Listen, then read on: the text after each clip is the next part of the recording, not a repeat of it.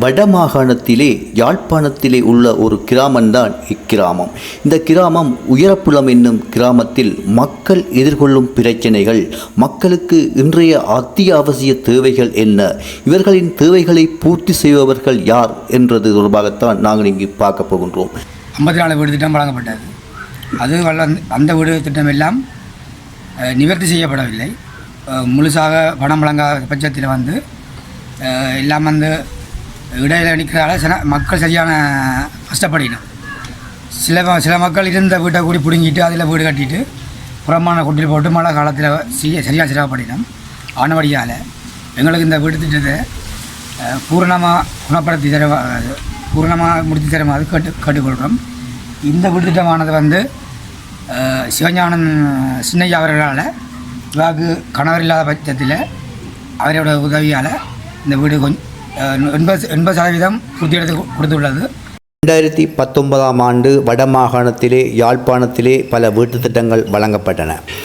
அவ்வாறான ஒரு வீட்டுத் திட்டம் தொடர்பாக தான் நாங்கள் இன்று பார்க்க போகிறோம். இது புலபத்தை என்னும் கிராமத்திலே 70 வீடுகள் வழங்கப்பட்டன. அந்த 70 வீடுகளும் உண்மையிலே வீடு இல்லாதவர்கள் வசிப்பதற்கு இடமில்லாமல் தவித்த வேளையில் வீட்டுத் திட்டம் வழங்கப்பட்டன. இருந்தாலும் இன்று வரை பல வீடுகள் பூர்த்தி செய்யப்படாமல், அடிப்படை தேவைகளை பூர்த்தி செய்யப்படாமல் பல குடும்பங்கள் வாழ்ந்து வருகின்றன. அந்த வகையிலே கணவனை இழந்த தாய்க்கு வழங்கப்பட்ட இவ்வீட்டுத் திட்டமானது நீண்ட காலமாக புனரமைக்கப்படாமல் இருந்தன. அந்த வகையிலே பல அறக்கட்டளைகள் ஒன்றிணைந்து இந்த வீட்டுக்கு ஆன வேலைகளை 80% வேலைகளை பூர்த்தி செய்து இன்று கையெழுத்திட்டிருக்கின்றார்கள். உண்மையிலே பெருமைக்குரிய விடயம்தான். 3 பிள்ளைகளுடன் தாய் வாழ்வது என்பது மிகவும் கடினமான ஒரு சூழலில் இவ்வீடு கையளிக்கப்பட்டது மிகவும் ஒரு சந்தோஷமான விடயமாக இருந்தாலும் கூட இவ்வீடு திட்டம் தொடர்பாகவும் கையளிக்கப்பட்ட நிகழ்வைத்தான் நீங்கள் இப்போது பார்க்க போறீங்க. வாங்க வீடியோக்குள்ள போவோம். இதை வலுப்படுத்த வேண்டிய தேவை எமது அரசு அதிகாரிகளுக்கும் அரசு அதிகாரிகளால் பார்வையிடாமல் ஒரு பின்தங்கிய நிலைமையில் இருக்கிற இக்கிராமத்துக்கு உதவி செய்ய வேண்டிய தேவை எமது அறக்கட்டளைக்கும் எமது வளம் பொருந்திய பொருளாதாரத்தில் நிறைவாக இருக்கிற மற்றும் பிரதேச மக்களுக்கும் இது ஒரு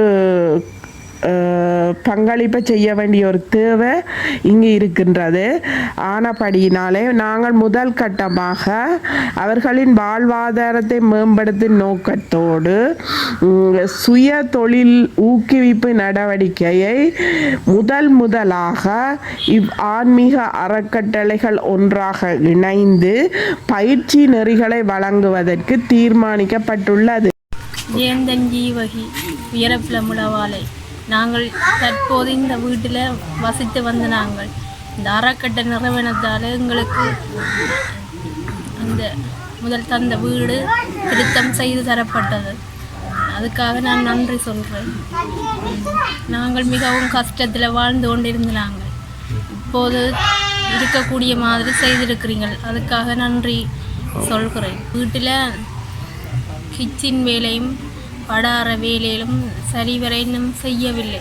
அதையும் ஒருக்கா செய்து தருமாறு கேட்டுக்கொண்டேன். மூத்த பிள்ளை 8ஆம் வகுப்பில் கல்வி கற்றுக்கொண்டிருக்கிறார். 2வது தம்பி அவர் 5ஆம் தரத்தில் கல்வி கற்றுக்கொண்டிருக்கிறார். மற்ற பிள்ளை நர்சரியில் கல்வி கற்கிறார். இனி ஆண்டொன்று செல்வதற்காக தயாராக உள்ளார். அவர்களுக்கு உதவி செய்யுமாறு கேட்டுக்கொண்டேன். எல்லோருக்கும் வணக்கம். இன்று முன்னைய அரசாங்கம் சஜித் பிரேமதாசா காலத்திலே இந்த ஊரில் 54 வீடுகள் கட்டுவதற்கு ஆரம்பிக்கப்பட்டு 70,000 தொடக்கம் 2,20,000 வரை தான் ஒவ்வொரு வீட்டுக்கு கொடுப்பட்டிருக்குது. இந்த வீட்டுக்கு குறிப்பாக 1,20,000 கொடுப்பட்டிருக்கிறது. ஆகவே திரு ஞானா சின்னையா அவர்கள் அது ஆன்மீக அறக்கட்டளை தொல்புறம் வழக்கம் வரை அறக்கட்டளையை நடத்தி கொண்டு வருகின்ற திரு ஞானா சின்னையா அவர்கள் அந்த ஆன்மீக அறக்கட்டளைகளை உருவாக்கி மக்களுடைய இடர்களை தீர்த்து கொண்டு வருகிறார். முடியுமான வரையிலே வெளிநாட்டிலேயும் உள்நாட்டிலேயும் பணம் சேர்த்து செய்கிறார். அந்த வகையிலே சுருக்கமாக நான் ஆளுநர் போக வேண்டியதால் சுருக்கமாக கூறும் பொழுது இந்த வீட்டுக்கு ஏறத்தாழ 10 லட்சம் ரூபா, முதலிலே 8 லட்சம் ரூபா அந்த அறக்கட்டளை மூலமும் பாஜனா கல்லூரி ஆன்மீக அறக்கட்டளை இங்கே இருக்கின்றது. அது ஆளுநர் அவரை அந்த மகாஜனா கல்லூரிக்கு பழைய மாணவர், அத்துடன் முத்துமாரி ஆன்மீக அம்பாள் ஆன்மீக அறக்கட்டளை, மாதகள் துணசை முருகன் ஆன்மீக அறக்கட்டளை அவர்கள் உதவியோடு ஒரு 2 லட்சம் ரூபாயும் சேர்த்து இந்த வீடு ஒரு அளவுக்கு 80-90% நிறைவேறியிருக்கிறது. இன்னும் ஒரு 2 லட்சம் ரூபாவுக்கு அத்தியாவசிய சேவைகள் இருக்கிறது. ஆகவே அந்த புண்ணியமான இந்த விஷயத்தை ஆன்மீக அறக்கட்டளைகள் மூலம் நானும் திரு ஞானா சின்னையா அவர்களுக்கு ஆதரவு வழங்கி இந்த விஷயங்களை நாங்கள் கருமத்தை செய்து வருகிறோம். ஆளுநர் அவர்கள் இந்த மகாஜனா அறக்கட்டளையில் இருக்கிற மாத்திரமன்றி ஆளுநர் அவர்கள் இப்பொழுது மக்கள் குறை தீர்த்து கொண்டு வருகிறார், நிறைய விஷயங்களை பார்க்கிறார். ஆகவே நாங்கள் சொல்லக்கூடியது எங்களுக்கு அந்த ஏழைகளுக்கு செய்ய முடியுமோ ஆளுநர் இப்போது செய்து கொண்டிருக்கிற அந்த பணி மேலும் மேன்மை அடைய இறைவனை பிரார்த்திக்கிறேன்.